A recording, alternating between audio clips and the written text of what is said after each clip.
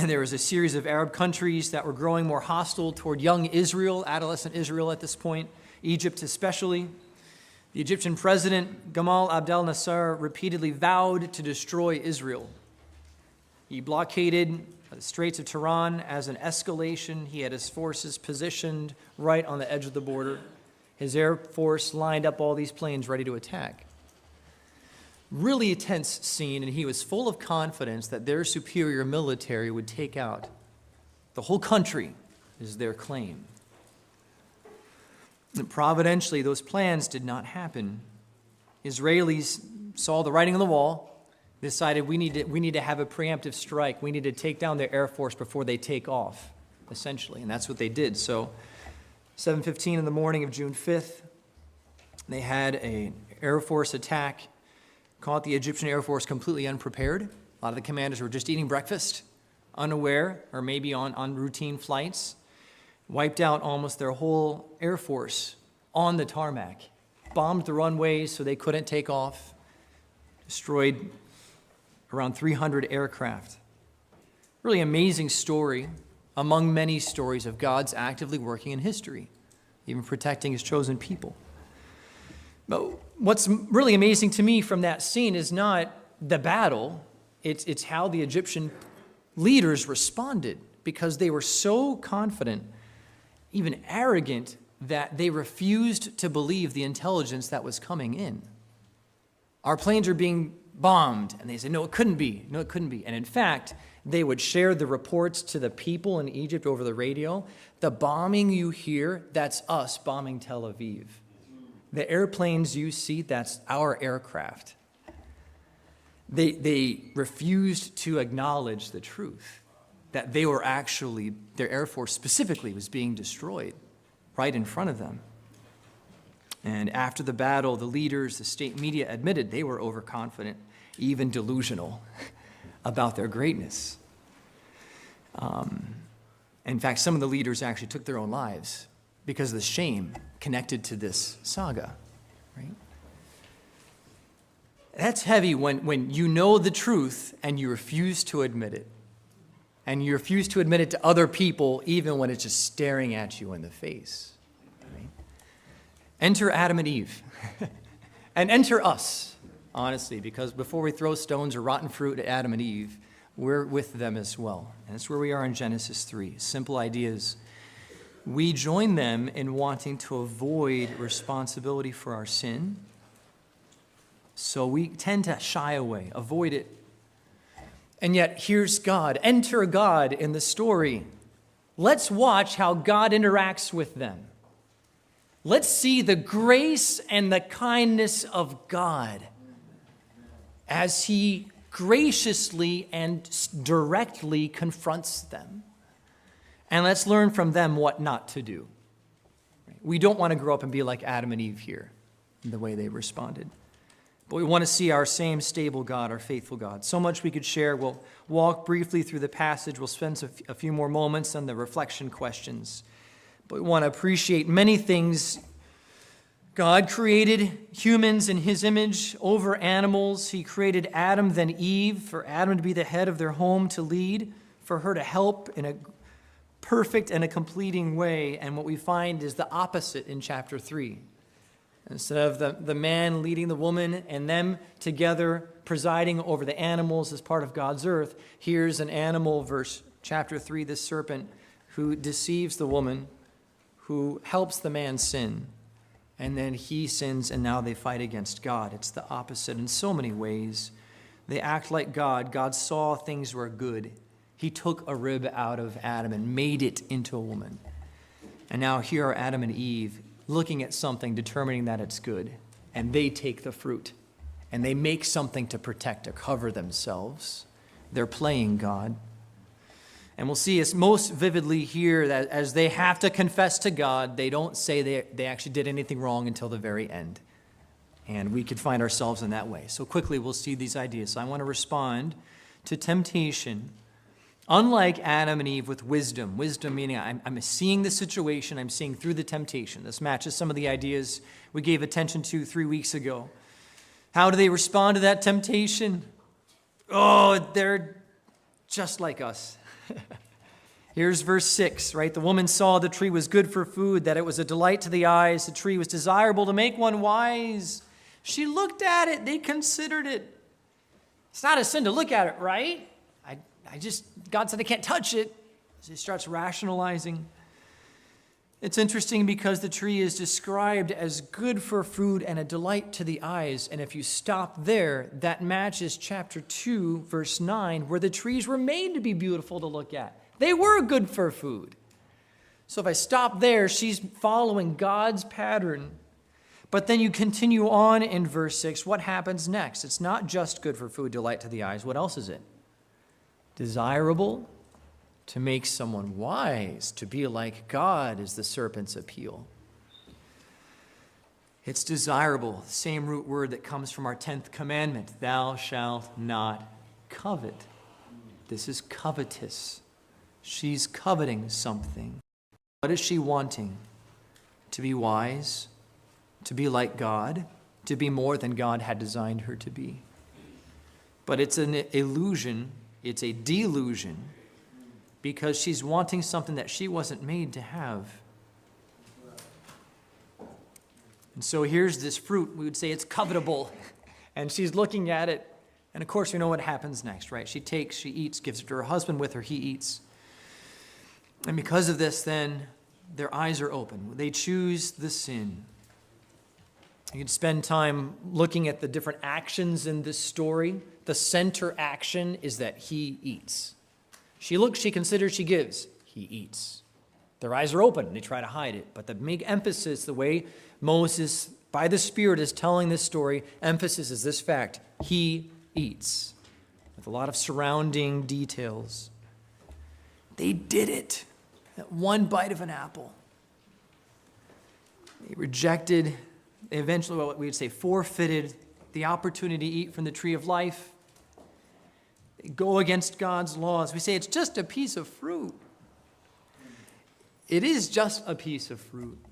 And also that represents God's glorious goodness, giving them all other fruits except this one. And yet they chose to give in. We spent more time on that idea, those verses a few weeks back. Let's continue on, though, because we want to focus on how they respond to the effects of sin. Verse 7 matches verse 5. What does the serpent promise to her? God knows the day you eat from it, your eyes will be opened. Guess what happens in verse 7? Their eyes are opened. Oh, it's that half-truth again of temptation. He tells the truth, kind of, but in the exact opposite direction.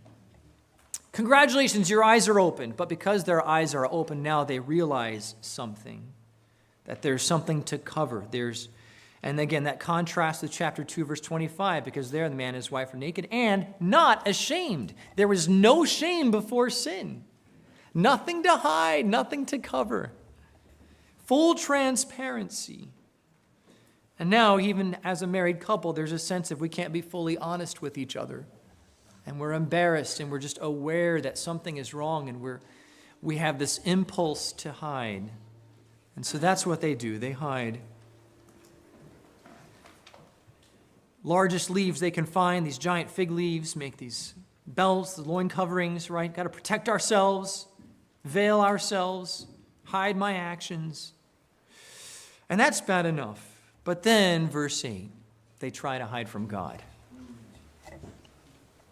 Verse 8, then they heard the sound of Yahweh God walking in the garden in the cool of the day. I want to pause there. They heard the sound of Yahweh God. Hebrew word could be his sound, his voice. This awareness, here comes God. Could be called the voice of God even.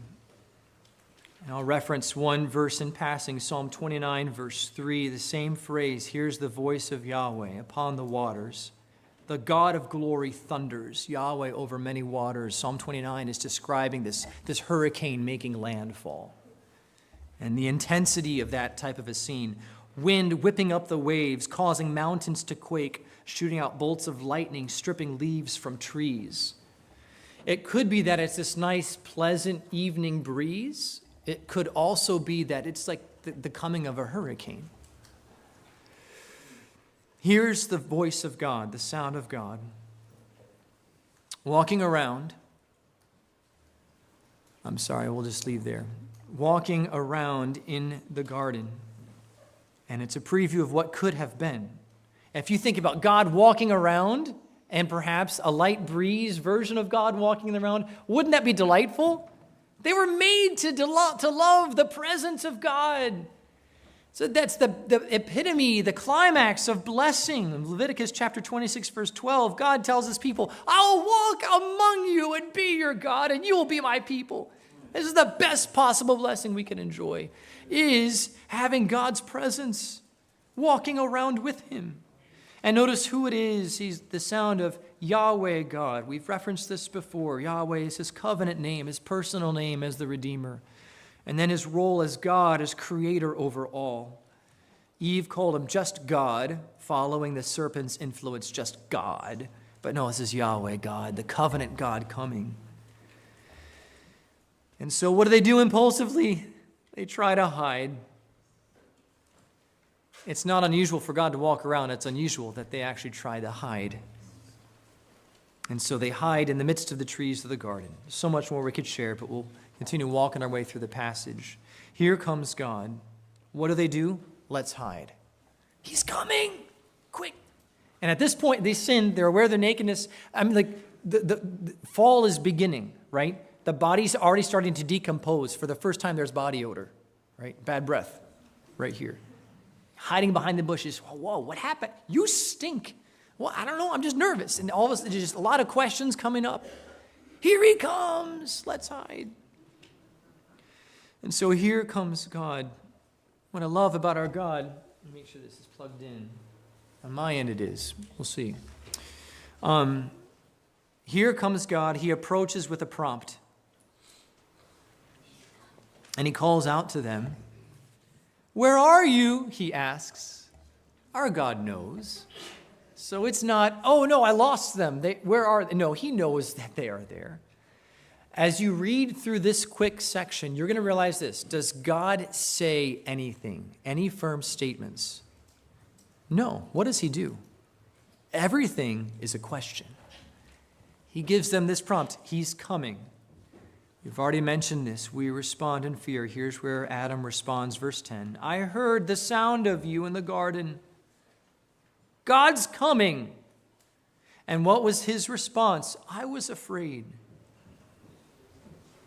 So I hid. Adam responds in this reverse order, like a parent who asks a child, why is the window broken? And they're going to finally tell the truth at the end of their story. Well, the window's broken because a ball crashed into it. And the ball crashed into it because my brother threw it at me. Oh, he did? I know. And my brother threw it at me because he was angry at me. Oh, I can't. And he was angry at me because I threw it at him and hit him in the head. Ah, that's the beginning of the story. Here's Adam. I'm going to explain all these things. I was afraid.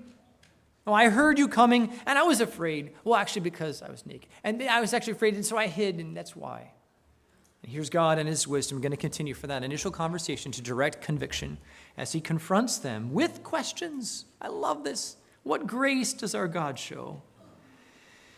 He asks questions. Adam, verse 11, who told you that you were naked? Wait a minute. That means, and now God's going to get to the actual issue. It's not just the shame. It's not just the fear. It's the reason for that shame, right?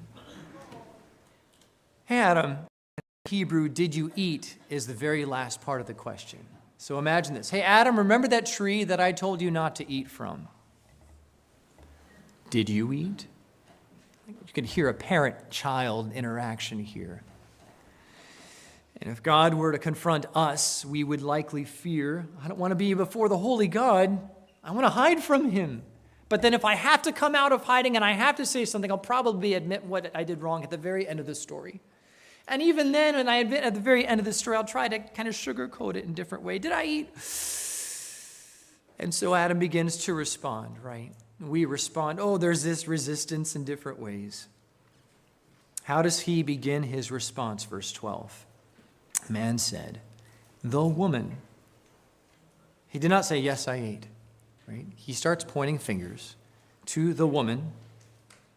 And then he describes her a certain way. Whom you gave to be with me. So now he's not just blaming her for feeding him the fruit. He's blaming God. You gave her to me and she gave the fruit to me. So it's definitely not my fault. Oh, by the way, I ate too. Any kind of P.S. I did eat at the end of this verse. And we smile at it, but we're just embarrassed by that idea as well. Right? And this is amazing because God is the creator. He creates everything very good. Man and woman, the closest relationship, perfect harmony, very good. And now he's accusing God of not being good. Let no man say when he's tempted, I'm tempted of God. No. Can't blame God for temptation. Yet here's Adam's impulse. It's not my fault. And this woman whom he had celebrated at the end of chapter 2 is his closest companion, his dearest friend, his wife. Now it's that woman. Oh, it's so sad. And he turns on her. Devastating. We grow distant from the ones that we're supposed to be closest to. And then God turns to the woman. Yahweh, God again, verse 13. Now he turns to her, and appreciate this. Every detail, every word is there on purpose, right? What does he say to her? What does he say? What do you see in verse 13? What is this? What is this? And that'll remind you of chapter 2, verse 24, when Adam in poetry celebrates this priceless, jaw-dropping creature. Here's God approaching this one. What is this? What in the world have you done? We've mentioned this before. That is a heavy question. What have you done? You're going to see it over in chapter 4, verse 10, when God confronts Cain. All through Genesis, you have a superior addressing someone else. A king addresses Abraham several times and his son Isaac. What have you done? This authority figure comes to someone else and says, what is this? Please explain this to me. Her response then, verse 13. Well, now she does follow her husband's lead, albeit a sinful lead. And she starts pointing fingers too, right? What's the serpent? She tells the truth about the deception. But this does not excuse her because she did eat. And we're reminded again, deception is so an integral part of temptation. Why do we sin? So often there's a trick part of it. There's deceit mixed into it. Heart can be hardened by the deceitfulness of sin, Hebrews chapter 3, verse 13. Satan is the father of lies. He loves to deceive. And because that our very heart can be deceitful, Jeremiah chapter 17, verse 9. He deceives her mind. He misrepresents the scenario. He makes God sound bad, the evil sound good. And so her mind is confused, and then her desire is twisted. And it's no surprise, when my mind is confused, my desire is twisted, of course my will follow. Of course I will choose to do something that I love, that I don't understand. And so she's trapped. And they respond with resistance like you and I do all the time. We defer responsibility or deflect it. Someone else. Or we defer it. Okay, fine, I did, but I'm just going to put all these reasons and explanations ahead of time first. Let's spend time in reflection questions. We'll have a few more moments here. In what ways is God calling us? Is God calling you? We do want to be clear about this idea. God approaches each one of us.